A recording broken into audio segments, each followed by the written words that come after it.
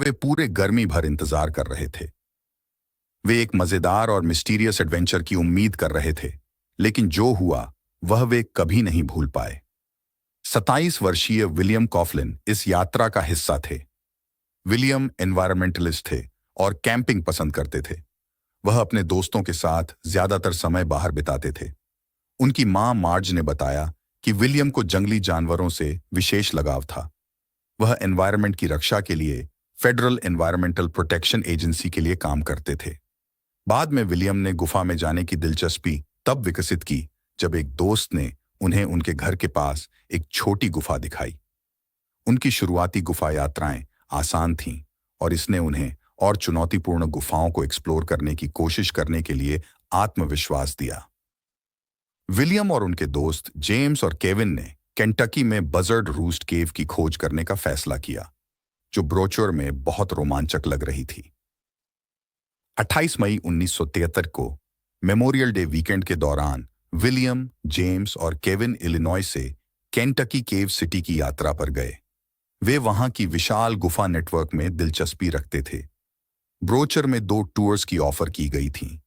आसान एक्सप्लोरेशन के लिए एक हिस्टोरिकल टूर और बहादुरों के लिए एक वाइल्ड केव टूर। उन्होंने पहले हिस्टोरिकल टूर को चुना। शुरू करने से पहले उन्होंने एक फॉर्म पर साइन किया, जिससे ऑपरेटरों को कुछ गलत होने पर किसी भी ब्लेम से फ्री कर दिया गया था। हालांकि वे गुफा के खतरों से पूरी तरह अवेयर नहीं थे। केविन ने जमीन पर रहने का फैसला किया, जबकि विलियम और जेम्स ने हिस्टोरिकल टूर पूरा किया। फिर उन्होंने गाइड की वार्निंग्स के बावजूद वाइल्ड केव टूर का ऑप्शन चुना। ग्रुप का नेतृत्व एक गाइड डेव हार्डन ने किया। प्रत्येक व्यक्ति को 2 टॉर्च दिए गए और रोमांचक एक्सप्लोरेशन की शुरुआत हुई। गाइड ने जोर देकर कहा कि सभी को एक साथ रहना होगा। जैसे जैसे वे गुफा में गहरे गए, गुफा की चुनौतियां बढ़ती गईं। एक नैरो पैसेज से गुजरने के बाद ग्रुप को 4 सीढ़ियों में से पहली का सामना करना पड़ा। यह 30 फीट की केबल सीढ़ी थी, जिसमें लकड़ी के पायदान थे। गाइड ने मार्गदर्शन किया और वे केयरफुली नीचे उतरे, फिर थोड़ी दूरी रेंगते हुए दूसरी सीढ़ी तक पहुंचे। यह 20 फीट की केबल सीढ़ी और भी कठिन साबित हुई, क्योंकि इसमें 2 तंग चट्टान की दीवारों के बीच नेविगेट करना पड़ा। विलियम, जो 6 फीट लंबे और 200 पाउंड से अधिक वजन के थे, को नैरो टनल्स में फिट होने में मुश्किल हुई। कई बार फंस गए। गाइड ने ग्रुप के प्रत्येक सदस्य को दूसरी सीढ़ी पर नीचे उतरने में कुशलता से मदद की, जिससे कोई डिसोरिएंटेशन न हो। इसके बाद ग्रुप एक और नैरो पैसेज से रेंगते और थोड़ा नीचे उतरते हुए तीसरी सीढ़ी तक पहुंचा। यह 25 फीट की एल्यूमिनियम की सीढ़ी थी, जो चट्टान की दीवार से सुरक्षित रूप से जुड़ी हुई थी। इस पर कोई समस्या नहीं हुई। 45 मिनट तक घुमावदार मार्गों से गुजरने के बाद वे अंततः चौथी और अंतिम सीढ़ी पर पहुंचे। यह 10 फीट की एल्यूमिनियम की सीढ़ी भी चट्टान की दीवार से जुड़ी हुई थी।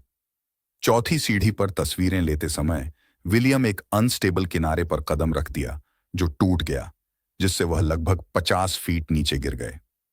उनका सर जमीन से टकराया और वह बेहोश हो गए। गुफा गाइड ने घबराहट में मदद के लिए रेडियो पर कांटेक्ट किया। गंभीर रूप से घायल विलियम के लिए तुरंत सहायता की मांग की। ग्रुप ने रेस्क्यू का इंतजार किया। उनके दिल तेजी से धड़क रहे थे। विलियम को होश आया, लेकिन वह अत्यधिक दर्द में थे और गंभीर सिर की चोट से बुरी तरह से खून बह रहा था। लिमिटेड रिसोर्सेज और गुफा की रिमोट लोकेशन के कारण सिचुएशन क्रिटिकल थी। वे जो महसूस कर रहे थे वह अनंत काल की तरह प्रतीत हो रहा था। ग्रुप ने विलियम को सांत्वना देने की कोशिश की, जबकि गाइड ने बेसिक फर्स्ट एड प्रदान करने का प्रयास किया। लेकिन यह क्लियर था कि विलियम को इमीडिएट मेडिकल अटेंशन देने की रिक्वायरमेंट थी और गुफा की गहराई के कारण रेस्क्यू टीम के लिए जल्दी पहुंचना चैलेंजिंग था। ग्रुप विलियम के चारों ओर इकट्ठा हो गया, सांत्वना देते हुए। उनकी आवाजें गुफा की दीवारों से गूंज रही थीं, जो सिचुएशन की आइसोलेशन और अर्जेंसी को बढ़ा रही थीं। गाइड ने बार बार उन्हें एश्योरेंस दिया कि मदद रास्ते में है, लेकिन जैसे जैसे समय बीतता गया, विलियम की हालत बिगड़ती गई। जेम्स और गाइड को पता था कि उन्हें तेजी से कार्य करना होगा। विलियम की हालत के कारण उनके लिए सीढ़ियों पर चढ़कर बाहर निकलना इम्पॉसिबल था, इसलिए उन्होंने एक रिस्की ऑल्टरनेटिव रूट का ऑप्शन चुना। जेम्स रेस्क्यू टीम को बुलाना चाहता था, लेकिन गाइड हिचकिचा रहे थे। उन्होंने जेम्स को समझाया कि उनके पास समय नहीं है और उन्हें ऑल्टरनेटिव रूट लेना होगा। यह मार्ग शायद ही कभी लिया जाता था, क्योंकि इसके खतरनाक नैरो सेक्शन, मोड़ और शार्प रॉक फॉर्मेशंस इसे एक चुनौतीपूर्ण मार्ग बनाते थे, विशेष रूप से घायल व्यक्ति के लिए। हर मिनट इंपॉर्टेंट था। विलियम का खून तेजी से बह रहा था और गाइड के अनुसार बचाव के इंतजार में उनकी मृत्यु हो सकती थी। चमत्कारिक रूप से उन्होंने विलियम को नैरो पैसेज के इनिशियल हर्डल से नेविगेट कर लिया। इसके बाद उन्हें वी शेप्ड रॉक फॉर्मेशंस का सामना करना पड़ा। जेम्स ने पहले बेली क्रॉल की टेक्निक का यूज करके गाइड किया और फिर विलियम की मदद की, जो सिर के बल अंदर घुसा। विलियम का डर और दर्द बढ़ता गया क्योंकि उसे प्रगति करने में कठिनाई हो रही थी। ग्रेविटेशनल फोर्स उनके खिलाफ काम कर रहा था और उसका दर्द असहनीय हो गया। उनके हाथ उनके नीचे दबे हुए थे और तीखी चट्टान की धार उनके पेट में धंस रही थी। वह फंस गए थे, हिलने डुलने में असमर्थ थे। जेम्स और गाइड विलियम की इस दयनीय स्थिति को देखकर भयभीत थे। विलियम ने मदद की गुहार लगाई। उसकी आवाज पीड़ा से भरी हुई थी। उनके प्रयासों के बावजूद विलियम और अधिक फंसते गए। उनके फेफड़े और डायाफ्राम चट्टानों के खिलाफ कंप्रेस हो रहे थे। प्रत्येक सांस लेना एक संघर्ष था और उनकी मानसिक स्थिति बिगड़ती जा रही थी। गाइड ने जेम्स को केव ओनर को इस सीरियस सिचुएशन के बारे में बताने का ऑर्डर दिया। यह स्पष्ट हो गया कि गाइड और ओनर विलियम की सिचुएशन पर ध्यान आकर्षित करने में रिलक्टेंट थे और गाइड ने रेस्क्यू टीम को बुलाने में हेजिटेशन दिखाई थी, बावजूद इसके कि सिचुएशन बहुत ही सीरियस थी। जेम्स ने अंततः मदद के लिए बुलाने पर जोर दिया। अंततः एक लॉन्ग वेट के बाद रेस्क्यू टीम की आवाज दूरी में सुनी जा सकती थी। गाइड ने उन्हें विलियम की सिचुएशन और गुफा के लेआउट के बारे में इंफॉर्मेशन दी। रेस्क्यूअर्स कठिन इलाके को एक्सपर्टली पार करते हुए विलियम तक पहुंचे और उनकी सीरियस कंडीशन का असेसमेंट किया। उन्होंने केयरफुली उसे एक स्ट्रेचर पर लिटाया और गुफा से बाहर निकालने की कठिन यात्रा शुरू की, जिससे आगे की चोटों से बचा जा सके। जैसे ही वे बाहर निकले, मेडिकल टीम ने संभाल लिया और विलियम को अस्पताल पहुंचाया। दुखद रूप से विलियम ने अगले दिन अपनी चोटों के कारण दम तोड़ दिया। उनका यह एक्साइटिंग एडवेंचर एक हताश संघर्ष में बदल गया था। उन्होंने 50 फीट भूमिगत 7 भयानक घंटे बिताए। थंडर कैनियन केव ब्रेंट कोवेन, 29 वर्षीय सॉफ्टवेयर इंजीनियर, और 6 केवर्स का एक ग्रुप लूका कार्बिनी के लीडरशिप में थंडर कैनियन केव में एक एक्साइटिंग एडवेंचर पर निकलने वाले थे, जो ईस्टर्न सैन डिएगो काउंटी में गहराई में छिपी हुई थी। वहां तक पहुंचने की यात्रा ही एक एडवेंचर थी, जिसमें एक लंबी ड्राइव, एक गंदगी भरी सड़क और जंगल से 2 मील की पैदल यात्रा शामिल थी। लेकिन असली चुनौती आगे थी। हाल की बारिश ने शांत गुफा के पानी को एक उग्र धारा में बदल दिया था, जो ब्रेव एक्सप्लोरर्स के लिए एक थ्रिलिंग एक्सपीरियंस था। रविवार 3 मई 2010 को ग्रुप गुफा स्थल पर सुबह 11 बजे के आसपास पहुंचा। वे अपने वेट सूट और गियर के साथ इस यात्रा पर निकलने के लिए तैयार थे, जो उनकी लिमिट्स को टेस्ट करेगा। पहली चुनौती सामने थी, एक थंडरिंग वाटरफॉल से 45 फीट की रैपलिंग, जो एक ठंडी पूल में गिरता था। ब्रेंट का एड्रेनालाइन इस थ्रिलिंग डिसेंट के विचार से बढ़ गया। अगली चुनौती एक भयावह चट्टान का सामना करना था, जिसे एक बोल्डर के पास डबल रोप से सुरक्षित किया गया था, जो गुफा के एंट्रेंस के निकट था। सफलतापूर्वक 45 फीट की रैपलिंग नेविगेट करने के बाद ग्रुप ने मिश्रित भावनाओं का एक्सपीरियंस किया। कुछ ने राहत की सांस ली, जबकि अन्य इस एक्सपीरियंस से स्पष्ट रूप से हिल गए थे। गाइड लुका अपनी टीम को इनिशियल ऑब्स्टिकल को बिना किसी घटना के पार करते देख खुश थे। हालांकि स्टीव, जो पास ही थे, पूरी तरह से भीग चुके थे और बहुत चिंतित थे।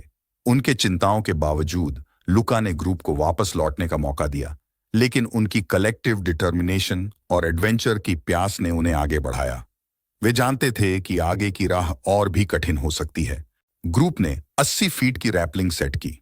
फिर उन्होंने गुफा से रेंगते, चढ़ाई करते और बर्फीले पानी में तैरते हुए आगे बढ़ना जारी रखा। उन्होंने और 2 रैपलिंग बिना किसी परेशानी के की। दोपहर 3 बजे तक वे टेरिबल ट्रैवर्स तक पहुंच गए, जो एक क्रैक है जो 90 डिग्री के एंगल पर मुड़ता है और केवल 9 इंच चौड़ा होता है, जिसमें साइडवेज मूवमेंट की आवश्यकता होती है। एक लकड़ी का बोर्ड गैप को पार करने के लिए रखा गया था ताकि अन्य एडवेंचर सीकर्स को फिसलने और फंसने से रोका जा सके।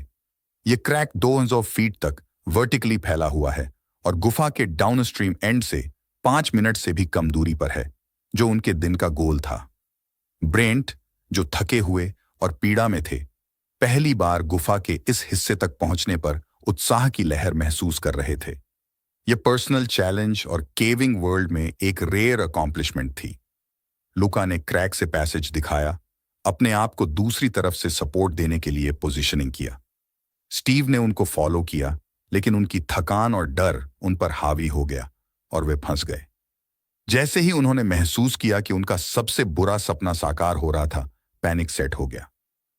ग्रुप कार्रवाई में लग गए, खींचते और धक्का देते हुए 10 कष्टदायक मिनट तक, जब तक कि स्टीव को आखिरकार मुक्त नहीं किया गया। उस घटना से परेशान स्टीव ने महसूस किया कि यह उसके लिए इम्पॉसिबल है और जारी नहीं रह सकता। अब उनकी प्रायोरिटी गुफा से जितनी जल्दी हो सके बाहर निकलने की थी। जैसे ही स्टीव की पैनिक कम हुई, 3 और केवर्स ने बिना किसी प्रॉब्लम के क्रैक को पार कर लिया। लुका ने फिर उन्हें एग्जिट तक गाइड किया, ये कॉन्फिडेंस रखते हुए कि ब्रेंट और जिम चैलेंजिंग पैसेज को पार कर सकते हैं। हालांकि ब्रेंट का दिल तेजी से धड़कने लगा जब वह उसी डरावने होल के पास पहुंचे जिसने स्टीव को फंसा दिया था। उन्होंने कठिन मूवमेंट के लिए खुद को तैयार किया, सावधानीपूर्वक अपने पैरों को क्रैक में नीचे की ओर ले जाकर साइडवेज शिमिंग करने लगे और फिर अगले चैम्बर के फर्श पर एक अनस्टेबल 5 फीट की ड्रॉप से पहले ब्रेंट ने अपने पहले अटेम्प्ट में हेजिटेट किया, अपनी एबिलिटी पर डाउट करते हुए कि वह क्रैक में फिर से फंस सकते हैं, लेकिन जिम के मोटिवेशन ने उन्हें इनकरेज किया। एक लंबी वापसी से बचने के लिए ब्रेंट ने अपना वेट सूट उतार दिया और केवल अपनी टी शर्ट पहने हुए फिर से मार्ग पर जाने का प्रयास किया। हालांकि उनके कूल्हे तंग जगह पर फिर से फंस गए, उनका चेहरा चट्टान की दीवार से दबा हुआ था। लुका तुरंत वापस आए और उन्होंने और जिम ने मिलकर एक निराशाजनक रेस्क्यू एफर्ट शुरू किया, लेकिन उनकी पूरी कोशिशों के बावजूद ब्रेंट वहां फंसे रहे। जैसे जैसे घंटे बीतते गए, ब्रेंट के हाथ सुन्न हो गए और वह और आगे क्रैक में फिसल गए। गैप केवल 8.5 इंच तक रहट गया। जिम के उन्हें बाहर निकालने के प्रयास दर्दनाक और व्यर्थ साबित हो रहे थे। सिचुएशन की सीरियस